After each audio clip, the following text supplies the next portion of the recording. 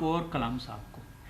सबसे पहले तो मैं नमन करना चाहूँगा इस व्यक्ति को और व्यक्तिमत्व को, क्योंकि जिस हिसाब से मैंने थोड़ा सा रिसर्च करके जब उनके बारे में परिचय दिया तो मुझे ऐसा लगा कि वो किसी दो लोगों में आपसी बातचीत कर रहे हैं, वो शायद सुन नहीं रहे होंगे। मैंने अपना परिचय किया और मैं वापस निकला स्टेज पर से, तो उन्होंने मुझे याद से मेरा नाम लेके पुकारा और कहे, राजीव आओ, कम हियर।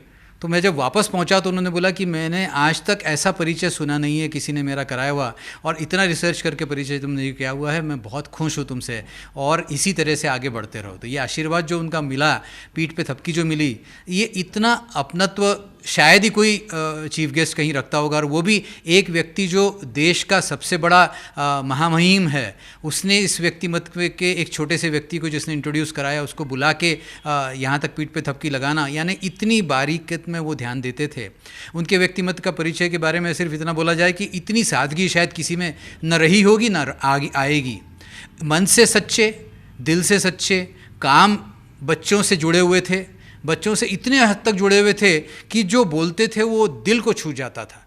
आखिरी में प्रोग्राम में जो ओथ दिलाते थे, वो शपथ दिलाते थे, वो शपथ शायद पैट्रियोटिज़म की बेस्ट एक एग्जाम्पल होगा, जहाँ बच्चों को लगता था कि हाँ, हम उनके साथ जुड़े हुए हैं। और वो जो अपनत्व, जो आकर्षण था, वो एक मैग्नेट से भी ज़्यादा आकर्षण था, और वो आकर्षण आज भी है।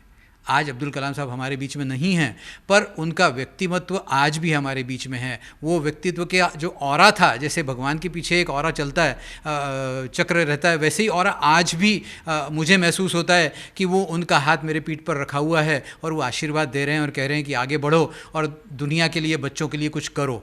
तो ये आशीर्वाद वो मुझे दे के गए, और बच्चों के लिए बहुत सारा कुछ करने की हम लोग कोशिश करते रहते हैं। इसमें एक चीज़ और ध्यान में आती है उनके साथ में, कि सादगी के साथ में उन्होंने जो रिसर्च किया, जो पढ़ाई करी, वो पढ़ाई भी उन्होंने बच्चों को देने की कोशिश करी, और सबको कहा कि अगर आगे बढ़ना है तो आगे पढ़ो और बढ़ो। साथ में ये कहा कि सपना अगर देखना है तो सपने रात में नहीं देखे जाते हैं, सपने दिन में देखे जाते हैं, सपने नींद में नहीं देखे जाते हैं, सपने जागने में देखने हैं। और सपनों को आगे बढ़ाना है तो सपनों पे काम करना सीखो, सपने देखो, काम करो और आगे बढ़ो। ये एक उनका जो सीख थी, ये शायद सीख, इससे अच्छी सीख तो शायद कोई दे ही नहीं पाएगा।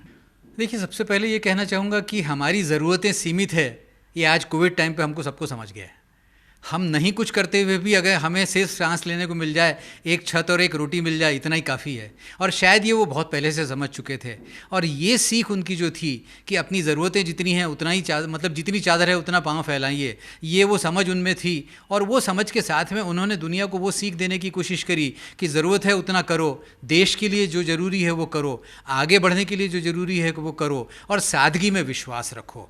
दिखावे और आडंबर के साथ में तुम्हें कुछ नहीं मिलने वाला, ये न तुम्हें कहीं आगे बढ़ाने वाला है, जबकि ये पाँव खींचेगा। किसी तुमको पीछे खींचने वाले 100 मिलेंगे और आगे बढ़ाने वाला कोई नहीं मिलेगा। ये एक व्यक्ति था जिसने बच्चों से लेके बड़ों तक, छोटों से लेके होशियार आदमी तक, बुद्धू से लेके सारे लोगों तक सबको ये समझाया कि आगे बढ़ने के लिए अगर कुछ करना है तो खुद को दो पाँव पे खड़े होकर काम करना होगा, और काम आखिरी तक, आखिरी सांस तक करता होगा। उनकी आखिरी की यादें, एक जगह स्पीच देते हुए यूनिवर्सिटी के अंदर में वो कोलैप्स हो गए, तो आखिरी सांस तक वो काम करते रहे, लोगों तक, बच्चों तक पहुंचने तक, उन्हें सिखाने तक। और सादगी जो उनकी जीवन की थी, ये सादगी अगर शायद हर एक ने अपने जीवन में ले आए तो शायद हमारी ज़रूरतें सीमित होंगी, हमारी आपस की लड़ाइयाँ वैसे ही ख़त्म हो जाएगी, हमारी ईर्ष्या ख़त्म हो जाएगी, हमारे द्वेष ख़त्म हो जाएंगे, हमारे आपस के लड़ाइयाँ ख़त्म हो जाएगी, हमारी ज़रूरतें सीमित अगर हैं तो हम शायद अपने आप ही बड़े हो जाएंगे। ये सीख शायद ही और कोई व्यक्ति दे पाएगा।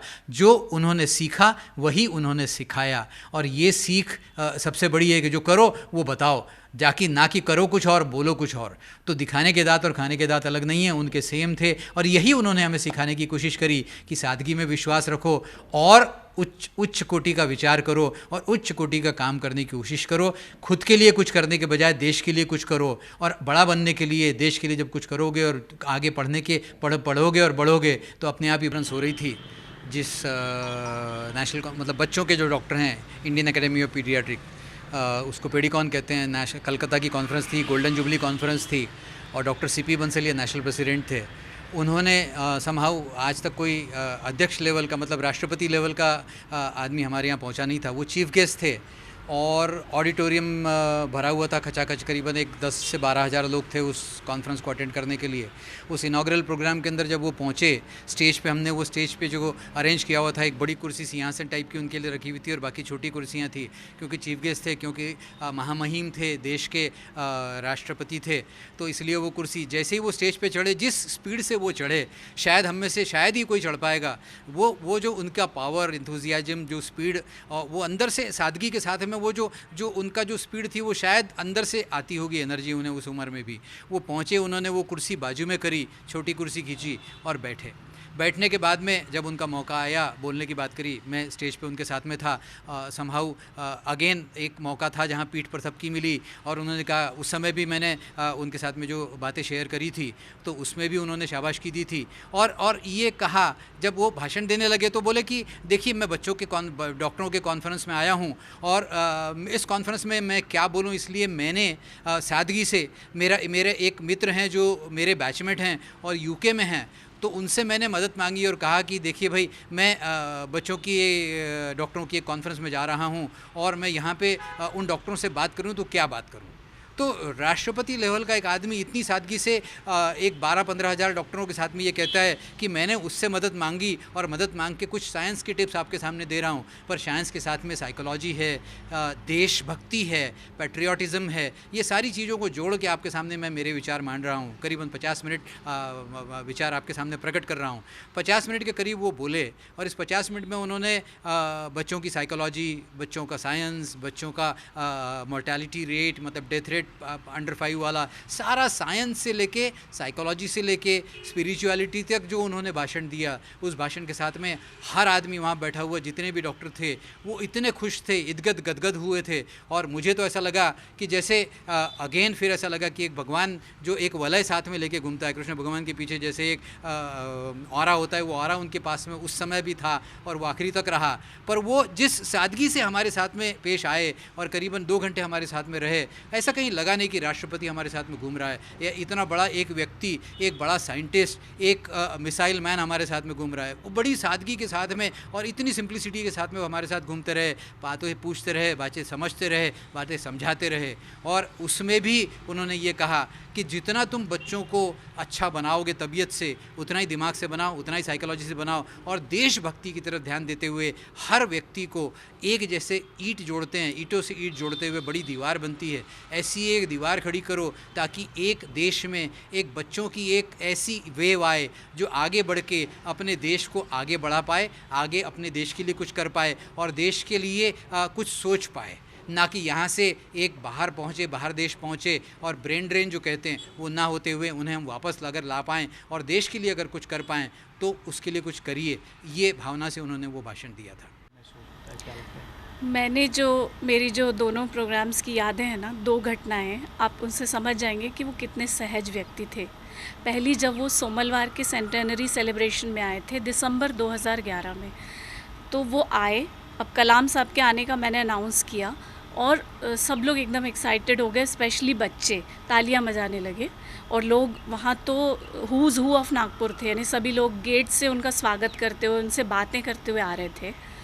स्टेज के जस्ट पास आकर चढ़ने लगे, वो 2-3 सीढ़ी चढ़े और वापस मुड़ गए। लोग देखने लगे क्यों मुड़ गए, वो क्यों मुड़े थे, उनके लिए स्वागत गीत गाने को कुछ बच्चे खड़े थे वहाँ, तो वो गए, प्रोटोकॉल तोड़ के उन बच्चों से मिले, उनका नाम पूछा और उनको बातचीत की उनसे। उसके बाद वो फॉर्मल प्रोग्राम के लिए स्टेज पे चढ़े। तो आप ये सहजता देखिए कि वो किस स्तर के व्यक्ति हैं, उनके साथ कैसे लोग हैं, लेकिन वो बच्चों से मिल रहे हैं जाके बड़ी सहजता से। दूसरा जो था, जब टीचर्स पार्लियामेंट थी उसके उद्घाटन समारोह में वो आए थे, तब क्या हुआ कि मुझे ऑर्गेनाइजिंग टीम की ओर से किसी ने कहा कि आप मैम अनाउंस करना कि इनको स्टैंडिंग ओवेशन दो। मैंने कहा कि आई डोंट थिंक कि ये अच्छा आइडिया है कि हम अनाउंस करें, इट शुड बी स्पॉन्टेनियस। बोले नहीं मैम, बोलना ना, आप मेरी बात सुनो। तो मैंने बात मानी, as an anchor I have to follow the instructions. मैंने अनाउंस किया तो उन्होंने कहा नो, रोक दिया मुझे, it should be spontaneous, you should not say this. फिर मैंने वो बंदे को देखा जिसने मुझे इंस्ट्रक्शन दिया था और he was red faced at that time कि अरे, मैंने कहा आप मेरी बात माननी चाहिए थी, वो इतनी बड़ी हस्ती है, उनको लोग अपने आप ही स्टैंडिंग ओवेशन देंगे। तो he never demanded respect, he commanded respect, जो कि हम बोलते हैं ना ट्रू लीडर कौन सा होता है, ट्रू लीडर की वो पहचान थी उनके अंदर। उसके बाद भी इतनी सहजता। पर एक मतलब व्यक्ति के तौर पर जब हम किसी की तरफ में देखते हैं तो हमारे कोई भी आइडियल हो सकते हैं, पर बिल्कुल बहुत सारे हिंदुस्तान में ऐसे युवा हैं या बच्चे हैं जिनके आइडियल कलाम। बिल्कुल। तो कलाम के बारे में जैसा आपने कहा कि वो कितने सहज हैं, पर वो जिस हाइट पे अपने जीवन में गए और उसके बाद में भी वो जितने विनम्र रहे और उनका आचरण जितना व्यवहारिक रहा या सादा रहा, उससे बहुत कुछ सीखा जा सकता है। बिल्कुल। तो उससे क्या सीखने लायक आपको लगता है कि हो सकता है और सीखना चाहिए? सीखने लायक वही बात है जो अटल जी ने कहा था ना, कि ऊंचाई पे तो पहुंचना है मुझे, मगर मैं गैरों को गले लगा न सकूं, प्रभु मुझे इतनी ऊंचाई कभी मत देना। वो बात तो वही बात उनमें भी थी कि वो अपने व्यक्तित्व से बहुत ऊंचाई पे पहुंचे थे और उसी व्यक्तित्व ने उनको ज़मीन से जुड़े रहने की वो ताकत दी थी कि वो छोटे से छोटे व्यक्ति का हाथ सबके सामने बड़ी सहजता से पकड़ सकते थे। आप सोचिए, मैं एज ए एंकर में बहुत से सेलिब्रिटी इवेंट्स एंकर करती हूँ, पर मैं मैंने कभी किसी सेलिब्रिटी को फ़ोटो या सेल्फ़ी की रिक्वेस्ट की है। उसका कारण है कि हम देखते हैं कि उन लोगों का मिजाज या कैसा होता है, पर मैं पूर्व राष्ट्रपति से हिम्मत कर रही हूँ बोलने की कि मुझे आपके साथ एक फ़ोटो लेना है, एंड ही इज़ ओब्लाइजिंग हैप्पीली। वो फ़ोटो मेरी जीवन भर की मेमोरी है, जैसे लोग कहते हैं ना कि लाइफ टाइम अपॉर्चुनिटी, तो वो सिर्फ फ़ोटो के लिए हाँ नहीं बोला उन्होंने, अच्छा कैमरामैन कहाँ हैं, एंड देन ही इंस्ट्रक्टेड और बाकी लोगों को साथ में बुलाया, उस समय जितने लोग थे सबको स्टेज पे, और उन्होंने वो फ़ोटो ली। तो ये जो बात है ना कि आप ऊंचाई पे पहुंच जाओ, शोहरत की या पैसे की या पोस्ट की, लेकिन उसके बाद भी आप एक व्यक्ति के तौर पर दूसरे व्यक्ति के हृदय से जुड़े रहो, ये बात उनसे सीखने की थी। मैम, कलाम साहब अपने एक प्रोग्राम में आए थे, कलाम साहब से जुड़ी किस तरीके की यादें हैं? उनको आपने इनवाइट किया होगा तो किस तरीके से एक उनका बिहेवियर, उनका एटीट्यूड और उनका व्यक्तित्व, उसको आप किस तरीके से डिफ़ाइन करेंगे और क्या बताएंगे उनके बारे में? इंटरनेशनल प्रिंसिपल्स एजुकेशनल कॉन्फ्रेंस के 2013 के वैलिडिक्टरी फंक्शन में सर आए थे और आफ्टरनून में फंक्शन होना था और मॉर्निंग में मैं और Devendra sir along with 2 people of organizing committee went to meet him at Edison Blue. Then at that time his personal secretary was Mr. Prasad. Then Mr. Prasad came out of the room and he asked me ki why you are here. So I told him ki I want to meet Dr. Kalam. And then immediately after 5 minutes Kalam sir entered from the suite. Hindi है हमारा? कलाम sir suit से बाहर आए और sir को मैंने नमस्ते किया और सर को कहा कि सर मैं डॉक्टर मृणालिनी दस्तूरे हूँ, आज आपको हमारे यहाँ आना है। तो कलाम सर का जो रिप्लाई था मैं वो ज़िंदगी भर नहीं भूलूँगी।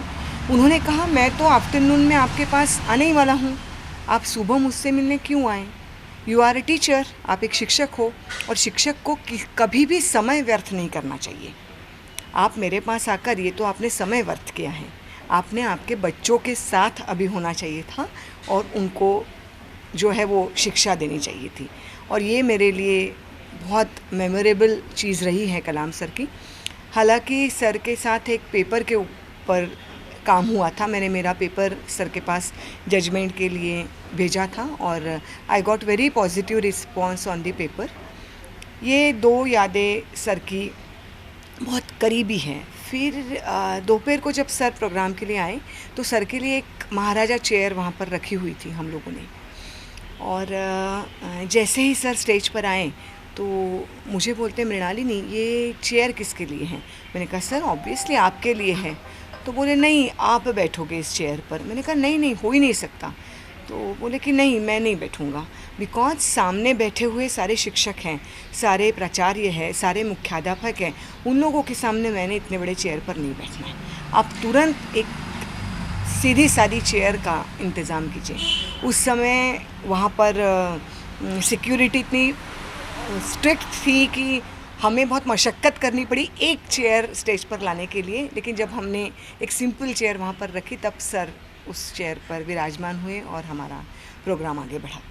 उस प्रोग्राम में सर ने सारे प्राचार्य को 2000 लोग थे सर, और सारे प्राचार्य को 11 पॉइंट ओथ दी थी। उस 11 पॉइंट ओथ के केवल 2-3 पॉइंट्स मैं आपसे शेयर करूंगी, क्योंकि वो सारी ओथ पूरी की पूरी मुझे याद नहीं है।